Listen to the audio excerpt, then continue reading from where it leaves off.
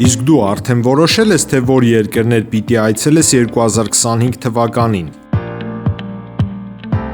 Եթե դու էլ ես հոգնել օրեր շարունակ հարցումների անպատասխան մնալուց, դիմիր Travel with N տուրիստական գործակալություն, սպասեցնել չեն տա, անմիջապես կստանաս լավագույն առաջարկները, տուրփաթեթներ, ավիատոմսեր, հյուրանոցների լայն ընտրանի, էքսկուրսիաներ, սոցփաթեթի սպասարկում եւ ամենակարևորը 24/7 ձևաչափով բարեհամբույր սպասարկում։ Travel with N 095 89 20 48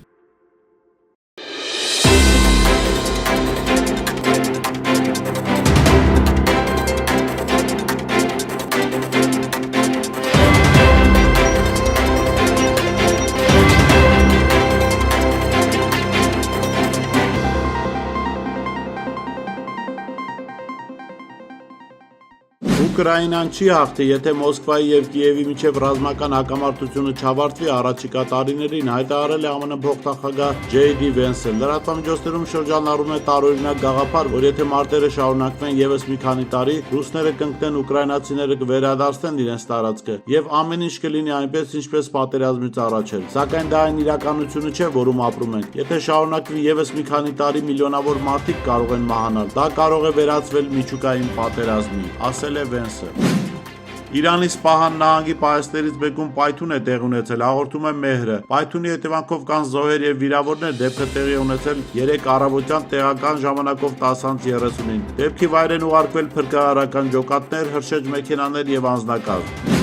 3 գիշեր Ջարամանա քաղաքի մոտակայքում բախումներ են տեղի ունեցել Սիրիայի անվտանգության ուժերի եւ դրուզների միջև։ Փոխհրաձգության հետևանքով կան զոհեր եւ վիրավորներ։ Մերձավոր Արևելքին վերաբերող թեմաները լուսաբանող տելեգրամյան ալիքները հաղորդում են, որ քաղաքի բնակելի թաղամասերը ականանետային հրետակոծության են ենթարկվել կառավարական խմբերի կողմից։ Համացանցում նաեւ տեսանյութ է հրապարակվել, որում երևում է, թե ինչպես են զինյալները Իդլիբում սպառնում սպանել դրուզներին։ Նրանց անվանում են անիցիալներ եւ մյուս մուսուլմաններին կոչ են հարձակվել նրանց վրա։ Միաժամանակ դրուզ աշխարհազորայինների ստորաբաժանումները համառ դիմադրություն են ցույց տալիս եւ հետ մղում հարձակումը։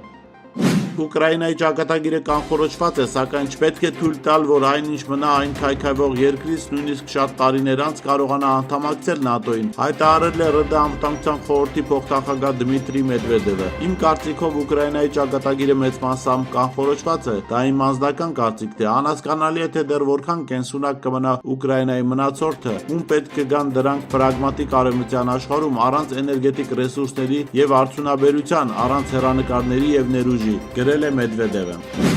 Հունգարիայի խորհրդարանը քվեարկել է միջազգային քրեական դատարանից դուրս գալու օգտին, այս մասին հայտնել է երկրի արտաքին գործերի նախարար Պետեր Սիլարտոն։ Հունգարիայի խորհրդարանը հենց նոր քվեարկեց միջազգային քրեական դատարանից դուրս գալու օգտին, ընդունելով այս որոշումը մենք հրաժարվում ենք լինել քաղաքականացված հաստատության մաս, որը զրկվել է իր անաչառությունից եւ հեղինակությունից, գրել է նախարարը։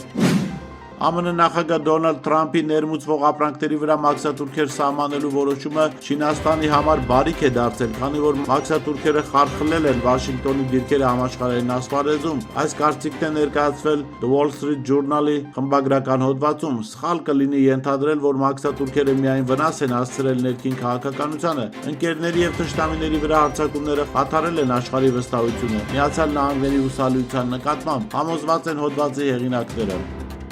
Լատվիայի իշխանությունները 1500 անօդաչու թռչող սարքերի եւս մեկ խմբականակ են ուղարկել Ուկրաինա։ Այս մասին հայտնել է Բալթյան Հանրապետության պաշտպանության նախարար Անդրեաս Սպրուցը։ Եվս 1500 մարտական անօդաչու թռչող սարք Լատվիայից շարժվում է Ուկրաինա։ Տարվա առաջին կիսամյակում 2 լատվիական ընկերություններ կմատակարարեն 12000 անօդաչու թռչող սարքեր, ասել է նախարարը։